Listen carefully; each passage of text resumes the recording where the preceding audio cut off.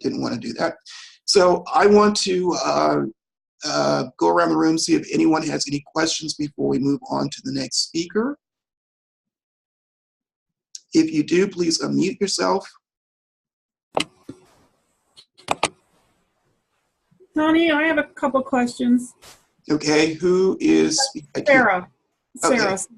Hi, Sarah. Hi, it's really nice to meet you. Nice meeting you. I might have met you at CEO Space if you ever go there. Yep, I went to one meeting 2 months ago, I believe it was. I haven't been since they moved to Vegas. So, I mean, moved from Vegas to Florida. Anyway, I think that's how we hooked up because of Emily Latran, who's done both. Yeah. So I'm going to speak on Wednesday, and this is like my first time doing something like this. Mm-hmm. It's going to be a Zoom call. I'll be able to share the screen if I want to show a slide, or do you recommend it's just me yakking at people? Well, here's my rule. Whenever you're speaking for 30 minutes or less, keep it simple. If you're going to be speaking for 30 minutes or more, then you can use slides. I don't mind in this setting if you use slides. That's entirely up to you. But it's sort of like PowerPoint. Technology never really works when you need it to, right? Mm-hmm. And that way you're kind of using up your time when it doesn't work. So what I would say is you can use slides if you like, but if you're speaking for 30 minutes, focus just on the content.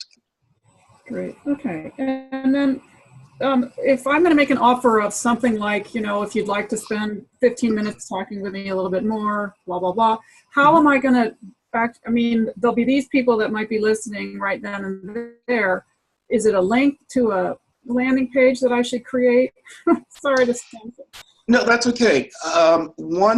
Because I'm going to tag all the speakers, what you should do is once you're tagged and the video is on your Facebook page, have your landing page or a website so that people can contact you directly. Okay. So it makes it a lot easier. And you can always tell people, listen, send me an instant message if you have questions. This is sort of your opportunity to promote yourself to people you want to get in front of, to promote yourself to people that can book you as a speaker, who might want to do some coaching with you, whatever.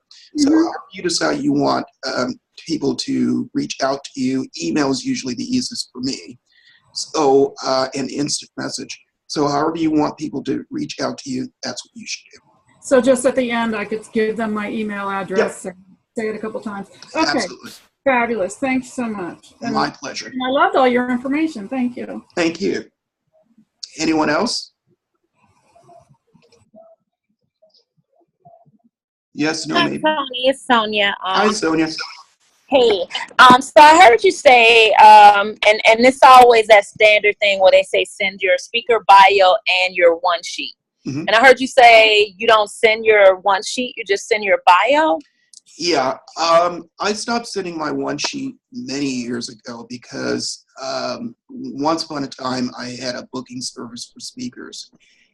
And I would send my bio as sort of an introduction to the meeting planner. But I would send the one sheet to of the clients who I was representing. And inevitably, what I would get back is an email from the meeting planner saying, oh, this speaker sounds really terrific. Tell me about you. I'm really interested in what you're doing, Okay. And then I would say, well, I've got these 30 different topics, and, they'd say, are you speaker two? And I would say yes.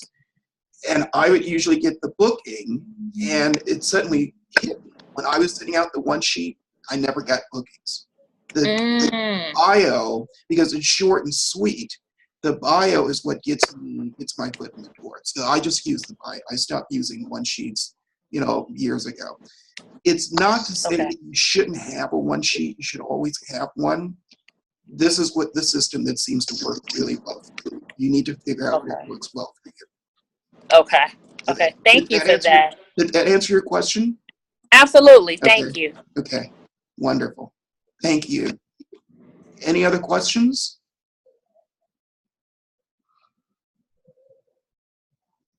Yes, no, maybe?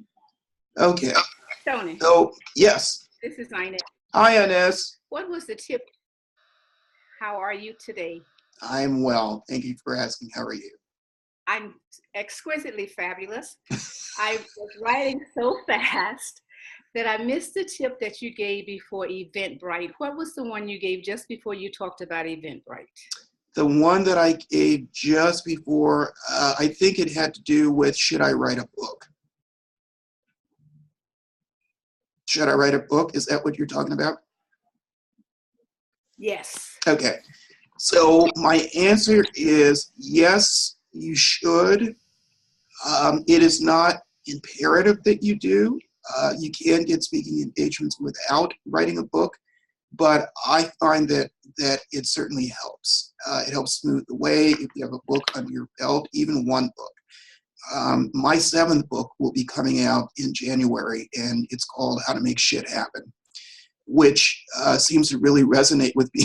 Sonia likes that one, which seems to really resonate with people. And so it's really sort of this is how I went from, feeling lost and alone and depressed, to making money as a speaker and, going all over the world to teach what I know and that sort of thing. So a book sort of tells your story. People want to know more about who you are and what you do and why you do it. And a book sort of gives them sort of an extension of your topic. So if you can write a really simple 120, 150 page book, doesn't have to be War and Peace, then it's going to go a long way to build credibility. It's sort of your marketing tool, and I would say, use it. Did that answer your question? Yes, thank you so much. My pleasure. Okay. Any other questions? Tony, can I just tell you why I was waving like that? Yes. So when you said the shit that you wanted to know, one of the titles of my upcoming book is "And the Shit They Didn't Teach You in School." So we in alignment. I was like, should I use that word? Should I use that word? Thank you so much for confirmation. I appreciate you. my pleasure. Thank you so much. I love that title, and I really wanted to come up with a title that sort of reflects me and my personality and my philosophy, and and making shit happen is really how I try and live my life. I was thinking of a follow-up title, and I probably shouldn't say it, but I'm going to do it anyway. But follow-up title is I have no fucks to give anymore, because because you reach a certain stage in your life, in your career, where you don't care. You sort of do what you do. So that's a possible title for the one after this next one. So that's volume 2. That's volume 2. Absolutely. So we'll see what happens. We'll see what happens. Thank you. Awesome. Thank you. Anyone else? Yes, no, maybe? Okay. So we are going to do a couple of things. Number one, I'm going to pin myself. And number two,